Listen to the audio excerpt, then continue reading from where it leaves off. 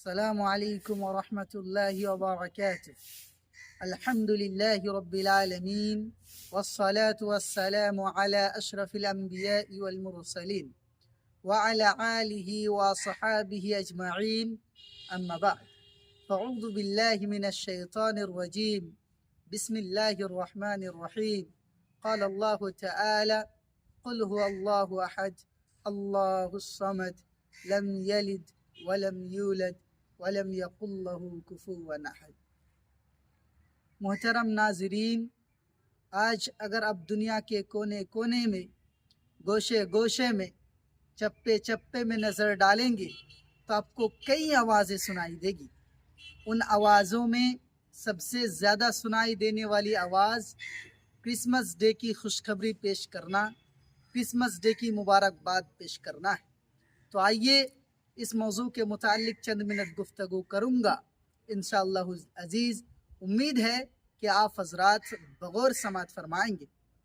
ناظرین کرام، آج ہم مسلمان غیر مسلمانوں کی اتباع کرتے ہوئے، مشرکوں کی اتباع کرتے ہوئے، یہود اور نصارہ کا اتباع کرتے ہوئے اتنے گر گئے، اتنے ذلیل و خوار ہو گئے کہ آج ہمیں اچھے اور برے کے درمیان فرق سمجھ میں نہیں آتا.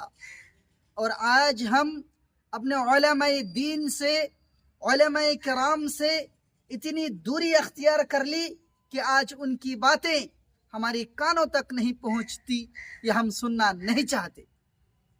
سامعین کرام، آج ہم لوگ، بہت ہی افسوس کی بات ہے کہ آج ہم لوگ ایک دوسرے کو کرسمس ڈے کی خوشخبری سنا رہے ہیں، کرسمس ڈے کی مبارکباد پیش کر رہے ہیں، چاہے آف لائن ہو یا آن لائن.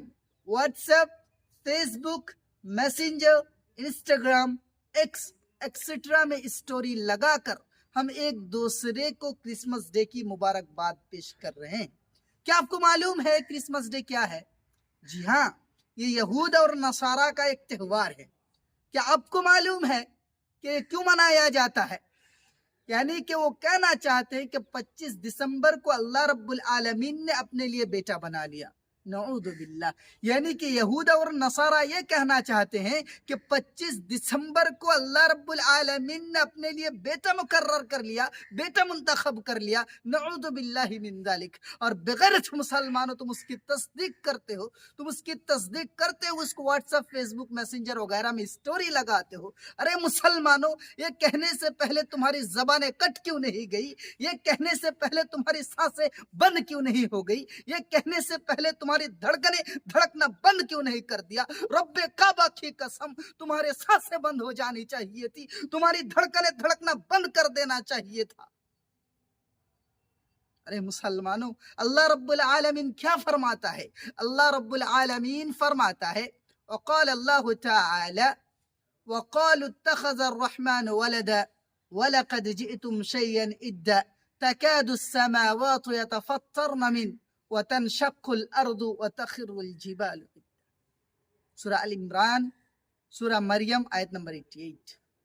محترم سامعین، یعنی کہ اللہ رب العالمین فرماتا ہے کہ جو لوگ اللہ رب العالمین کے لیے بیٹا منتخب کر لیا، بیٹا بنا لیا، اور وہ کہتے ہیں کہ اللہ رب العالمین نے اپنے لیے بیٹا بنا لیا، یقیناً وہ لوگ بہت ہی بری، بہت ہی بھاری چیز پیش کر رہے ہیں. اگر آسمانوں کے اندر ذرا بھی احساس ہوتی، اگر آسمانوں کے اندر ذرا سی بھی سمجھ بوجھ ہوتی تو رب کعبہ کی قسم یہ آسمان پھٹتی. اگر زمینوں کے اندر ذرا سے بھی سمجھ بوجھ ہوتی، ذرا سے بھی احساس ہوتی تو یہ زمینیں ٹکڑے ٹکڑے ہو جاتی. اگر پہاڑوں کے اندر ذرا سے بھی سمجھ بوجھ ہوتے تو یہ پہاڑیں ریزہ ریزہ ہو جاتی.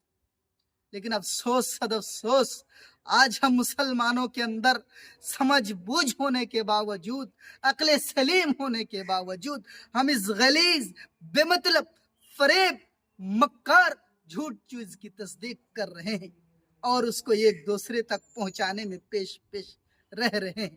بہت ہی افسوس کی بات ہے. ارے بغیرت مسلمانوں، اگر تم نے سورہ اخلاص بھی صحیح سے پڑھ لیا ہوتا تو رب کعبہ کی قسم یہ دن دیکھنا نہ پڑتا، یہ نوبت نہ آتی.